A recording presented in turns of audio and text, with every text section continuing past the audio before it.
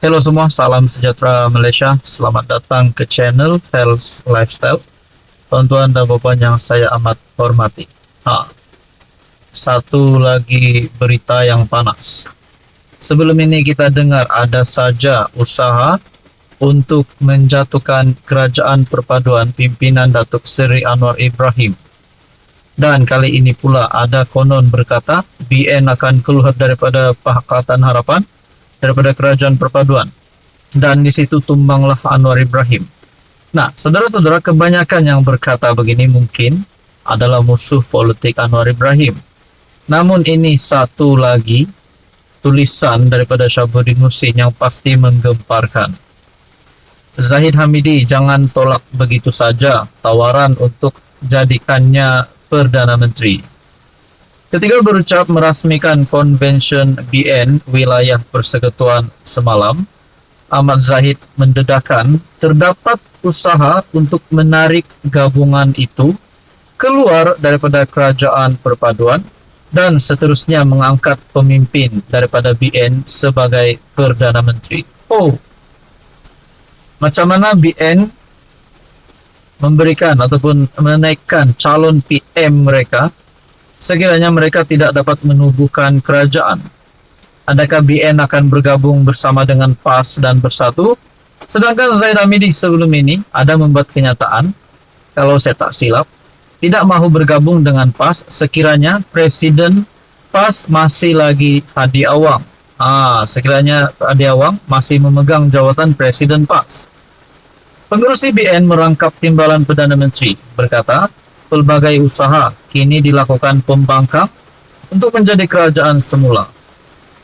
Ada ahli parlimen mereka datang berjumpa dengan saya menawarkan sesuatu, yaitu mahu membentuk kerajaan baharu di bawah panji-panji kerajaan perpaduan.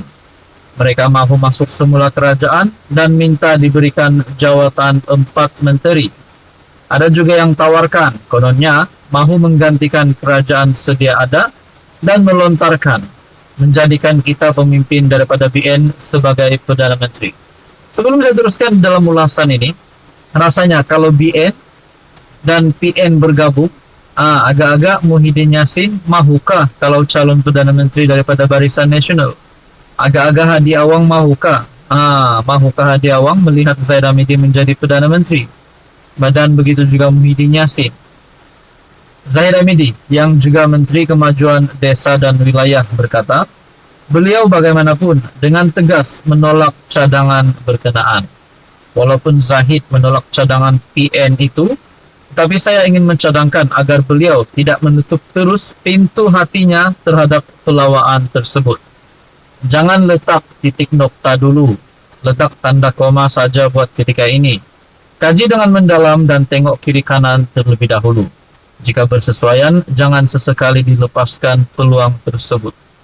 Lagipun jika pelawaan blok pembangkang itu ingin menjadikan pemimpin BN sebagai PM, sudah tentulah pemimpin berkenaan adalah dirinya. Sebagai pengurusi BN dan Presiden UMNO, tiada sesiapa yang lebih sesuai untuk menjadi Perdana Menteri. Kiranya jajaran politik baru berjaya diwujudkan. Takkan Zahid Hamidi tak mahu jadi Perdana Menteri? Maka itu jangan dilepaskan makanan sedap yang cuba dihidangkan, nanti menyesal hingga akhir zaman.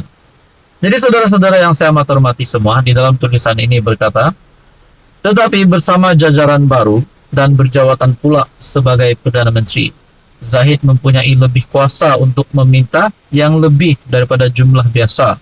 Untuk itu bagi kali ketiga, pikirkanlah semula tawaran keemasan blok pembangkang itu. Jadi kalau ada usaha yang sendiri, sudah Zahid Hamidi akui bahwa ada usaha daripada kepimpinan pembangkang Perikatan Nasional untuk menarik BN, untuk membentuk kerajaan baru dan ditawarkan calon Perdana Menteri daripada Barisan Nasional, adakah Zahid Hamidi akan memulakan langkah itu? Ataupun mungkin Zahid Hamidi sudah tolak mentah-mentah?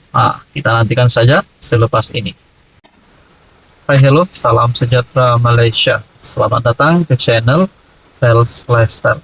Tuan-tuan dan puan yang saya amat hormati semua, terima kasih kerana terus setia dan bersama di dalam channel Fels Lifestyle. Berkaitan dengan skandal rasuah di Sabah.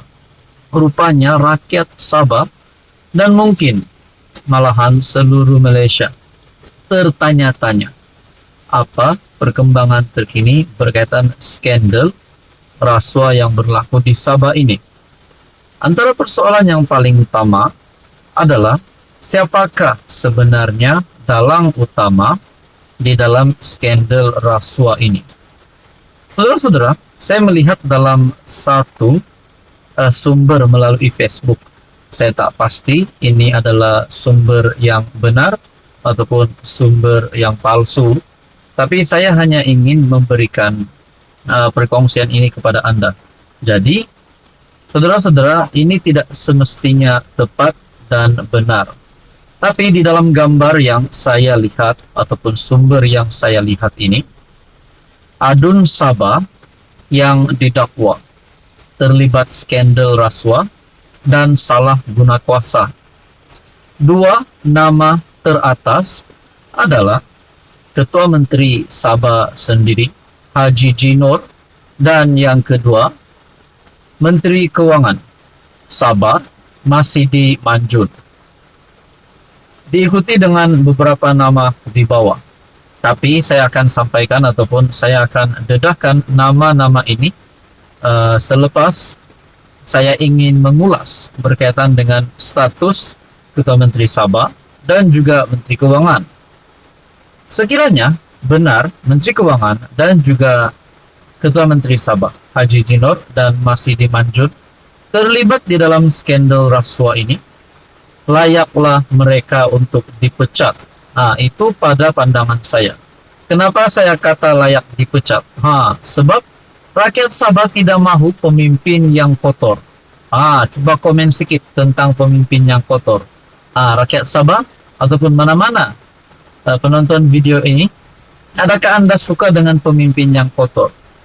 Itu kalau dua nama besar ini memang bersalah.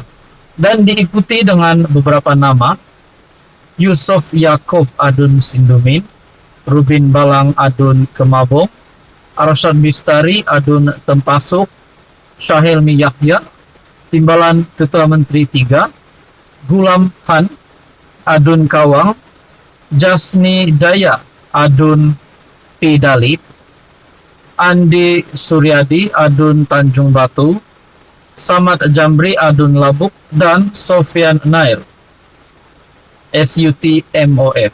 Nah, saudara-saudara, beberapa nama ini yang saya lihat yang kini viral di media sosial, antara pertanyaan dan persoalan ramai orang, adakah semua nama-nama ini bersalah?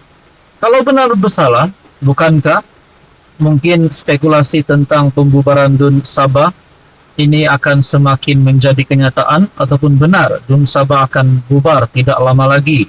Mungkin pada tahun ini, mungkin pada tahun hadapan bulan Januari, bulan Februari, ataupun mungkin bulan Mac. Kita tak tahu. Tapi berkaitan dengan ini, rakyat Sabah sudah pasti menolak. Tidak mahu ada pemimpin yang kotor. Jadi, antara persoalannya, kalau saja nama-nama besar ini terlibat dengan skandal rasuah di Sabah, adakah SPRM akan bertindak dengan lebih agresif, mungkin menyerbu, mungkin ayalah mana-mana pihak berkuasa untuk mengenakan tindakan undang-undang terhadap mana-mana perasuah.